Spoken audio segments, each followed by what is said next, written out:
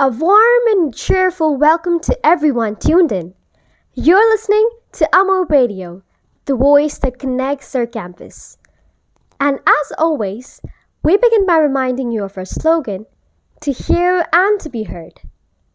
I'm your host, and we're back with a meaningful mix of words, voices, and thoughts that matter. Let's begin. This session is going to be the first broadcast of our new academic year dedicated to World Environment Day. We begin our journey today through the beauty of language, a lyrical expression from our very own culture. Presenting a heartfelt Malayalam poem by Hamna Anwar. Let your heart open and your ears listen deeply.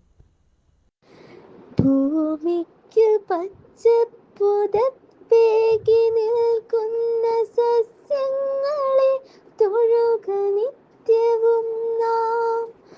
ഭൂമിക്കു പച്ചപ്പുതപ്പേകി നിൽക്കുന്ന സസ്യങ്ങളെ തൊഴുക നിത്യവും നാം. അമ്മ തണൽ നൽകി നമ്മളെ കാക്കുന്ന വൃക്ഷങ്ങളെ തൊഴുക നിത്യവും നാം. അമ്മ തണൽ നൽകി നമ്മളെ കാക്കുന്ന വൃക്ഷങ്ങളെ തൊഴുക നിത്യവും നാം.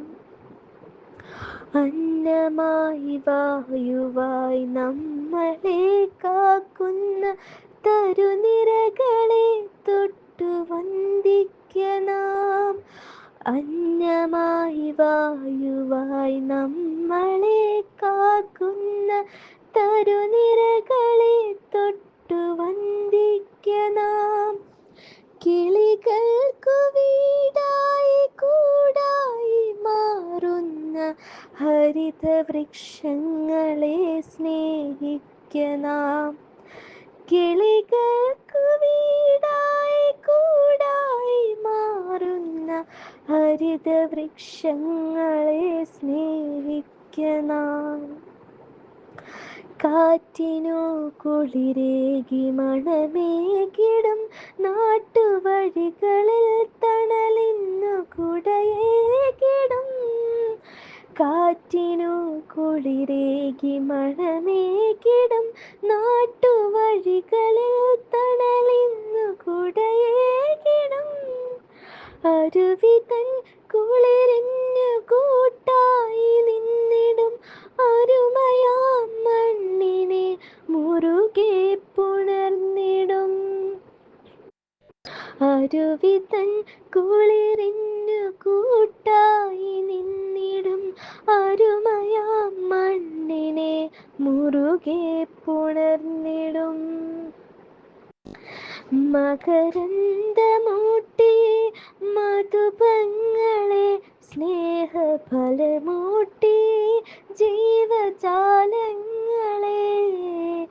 മകരന്ദമൂട്ടിയെ മധുപങ്ങളെ സ്നേഹഫലമൂട്ടിയെ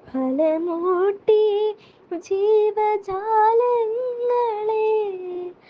അകതാരിലൂറുമീ ബോധത്തിലെന്നുമീ തരുനിരകളെ തൊഴുക നിത്യവും നാം.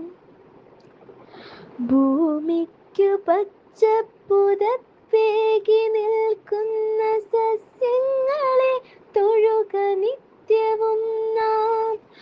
അമ്മ തണൽ നൽകി നമ്മളെ കാക്കുന്ന വൃക്ഷങ്ങളെ തൊഴുക നിത്യവും നാം.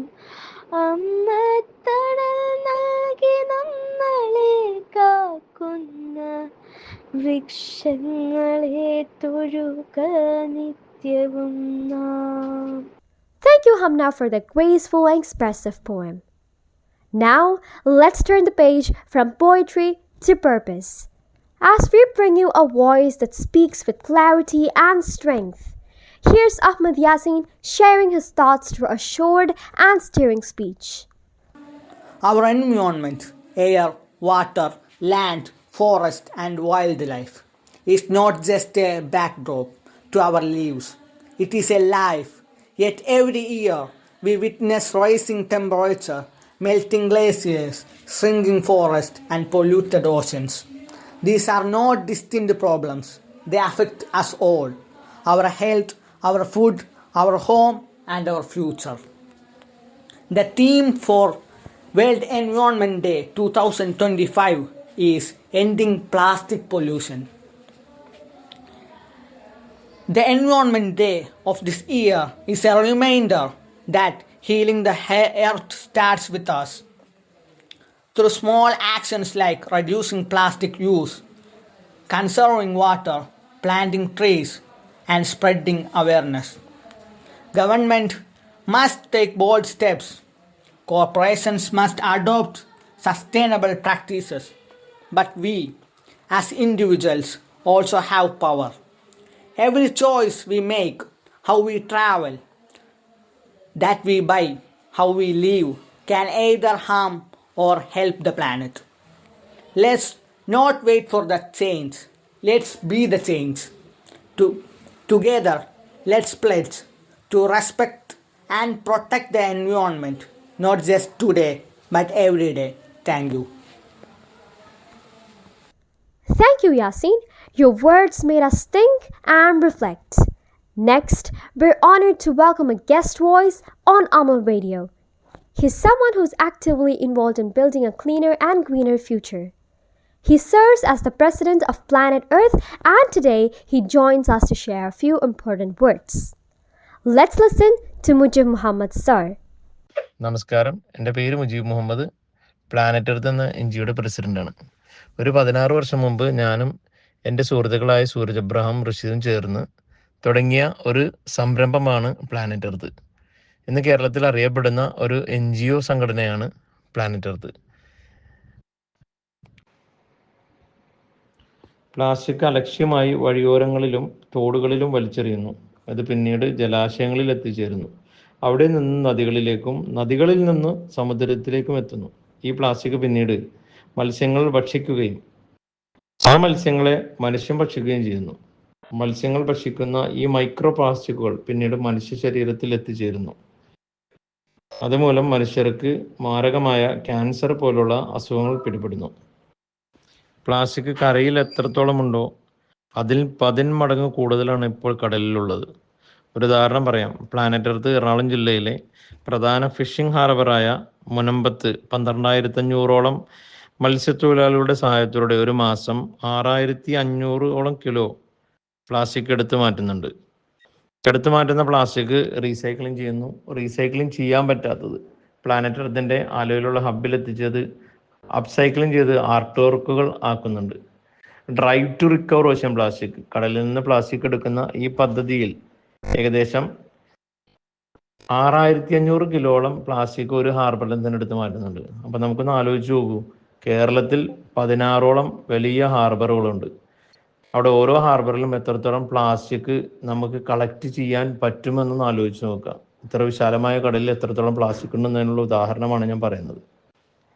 ഇത്തവണ ഐക്യരാഷ്ട്രസഭ വീണ്ടും 2005 ലോക പരിസ്ഥിതി ദിനം ആചരിക്കുമ്പോൾ അതിൻ്റെ തന്നെ ക്യാച്ച് ലൈനായി മാറ്റിയിരിക്കുന്ന ബീറ്റ് പ്ലാസ്റ്റിക് പൊല്യൂഷൻ എന്നാണ്.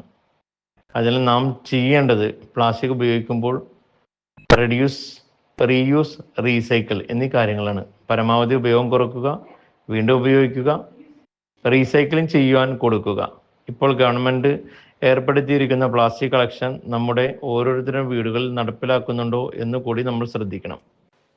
കൂടാതെ പ്ലാനറ്റ് എർത്തിൻ്റെ വോളണ്ടിയർ ആവുകയാണെങ്കിൽ പരിസ്ഥിതി സംരക്ഷണത്തിൻ്റെ ഭാഗമായി വൈപ്പിൻ മേഖലയിൽ പ്ലാനറ്റ് എർത്ത് നടപ്പിലാക്കുന്ന മാർക്ക് 4 വൈപ്പിൻ കണ്ടൽക്കാടുകളുടെ സംരക്ഷണവും പുനരുജ്ജീവനവും പദ്ധതി മുഖേന കണ്ടൽക്കാടുകൾ വെച്ചുപിടിപ്പിച്ച് കടൽ കായൽ തീരങ്ങളെ നമുക്ക് സംരക്ഷിക്കാം. ഇത്തരം പ്രവർത്തനങ്ങളിലൂടെ നമ്മുടെ പ്രകൃതിയെ നമുക്ക് സംരക്ഷിക്കാം. പ്ലാനറ്റ് എർത്തിനെ കുറിച്ച് നിങ്ങൾക്ക് കൂടുതൽ അറിയണമെന്നുണ്ടെങ്കിൽ www.planetearth.org എന്ന വെബ്സൈറ്റിൽ കയറി സന്ദർശിച്ചാൽ നിങ്ങൾക്ക് ഏകദേശം പ്ലാനറ്റ് എർത്തിൻ്റെ എല്ലാ പ്രവർത്തനങ്ങളെ കുറിച്ച് അറിയാവുന്നതാണ്. Thank you, Mujib sir, for highlighting the value of sustainability and responsibility. It's voices like yours that inspire practical change. And that brings us to the end of today's broadcast. From poems and speeches to eco awareness and action, we hope today's program helped you feel connected, informed, and inspired. This is Anam Nahar signing off from Amal Radio, where we proudly say to hear and to be heard. Until next time, keep listening and keep growing.